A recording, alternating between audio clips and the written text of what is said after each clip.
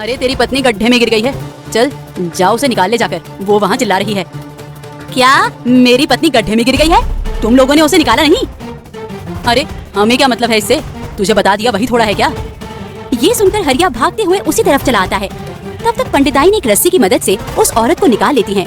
जब हरिया ये देखता है तो वो पंडिताइन से कहता है, आपका बहुत बहुत धन्यवाद जो आपने मेरी पत्नी को बचाया। अरे इसमें धन्यवाद की क्या बात है, ये तो मेरा फर्ज था। वैसे भी तुम लोग तो किसी की मदद करते नहीं हो और इसी वजह से कोई तुम्हारी मदद भी नहीं करता है। अच्छा तो मैं चलती हूँ। ये सुनकर हरिया और उसकी पत्नी का सिर नीचे हो जाता है। समय धीरे धीरे गुजर रहा था। एक दिन अचानक गांव में महामारी फैल जाती है। वो महामारी सिर्फ बच्चों को ही हो रही थी, जिस वजह से गांव के बच्चे बहुत ज्यादा बीमार पड़ गए। ये देखकर गांव के लोग बहुत ज्यादा परेशान हुए। हाय राम, मेरे बच्चों को क्या हो गया? ये कैसी बीमारी है? चलो जल्दी से डॉक्टर के पास चलते हैं। जब बच्चों को डॉक्टर के पास ले जाया गया तो डॉक्टर ने उस औरत को बताया, अरे इसका इलाज यहाँ पर नहीं बल्कि शहर में है। बच्चों को शहर ले जाना पड़ेगा, अगर देरी हो गई तो इनकी जान भी जा सकती है। ये आप क्या कह रहे हैं? क्या आपके पास कोई दवाई नहीं है जिनसे मेरे बच्चे ठीक हो जाएं? नहीं, मेरे पास इस महामारी की कोई दवाई नहीं है। आप अपने बच्चों को जल्दी से शहर ले जाइए, वरना कुछ भी हो सकता है। मैं तो सभी को यही राय दे रहा हूँ, जल्दी से जल्दी शहर पहुँचिए। ये सुनकर वो औरत और सभी गांव वाले बहुत ज्यादा परेशान हो जाते हैं और वो सभी शहर के लिए निकल जाते हैं।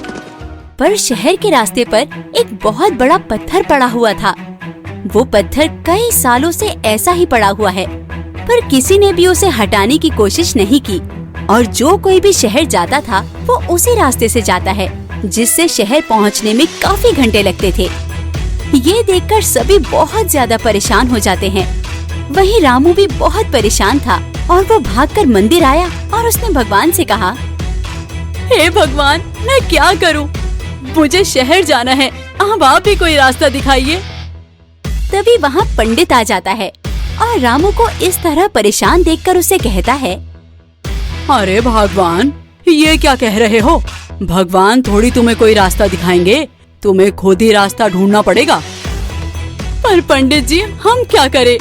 हमें अपने बच्चों को शहर लेके जाना है, पर शहर के रास्ते पर तो बहुत बड़ा पत्थर पड़ा हुआ है। ये बात तो मुझे पता है, वो क्या आज का पड़ा हुआ है? उसे तो पूरे 10 साल हो गए हैं। तुम लोगों ने कभी उसे हटाने की कोशिश ही नहीं की। अगर उसे हटा दिया होता तो आज ये समस्या ही नहीं बनती। पर हम क्या ही कर सकते हैं, अकेले तो वो पत्थर हटेगा ही नहीं। मुझे पता है, इसीलिए तो एकता जरूरी होती है, पर तुम लोग तो अपने में ही मग्न हो। ये सुनकर रामू वहाँ से चला जाता है। धीरे धीरे समय गुजर रहा था। बच्चों की तबीयत धीरे धीरे खराब होती जा रही थी और कुछ बच्चों की तो इसी वजह से मौत भी हो गई, जिस वजह से अब तो गांव में मातम छा गया। किसी को भी कुछ समझ में नहीं आ रहा था और एक दिन सभी पेड़ के नीचे इकट्ठा होते हैं और इसी सिलसिले में बात करने लगते हैं। भाइयों, हम लोग क्या करें? हमें कुछ ना कुछ तो करना पड़ेगा, वरना बच्चे इसी तरह मरते रहेंगे और मैं अपने बच्चों को मरता हुआ नहीं देख सकता हूँ। हमें अपने बच्चों को जल्द से जल्द शहर पहुँचाना होगा। इसके लिए हमें कुछ भी करना पड़े, हम करेंगे।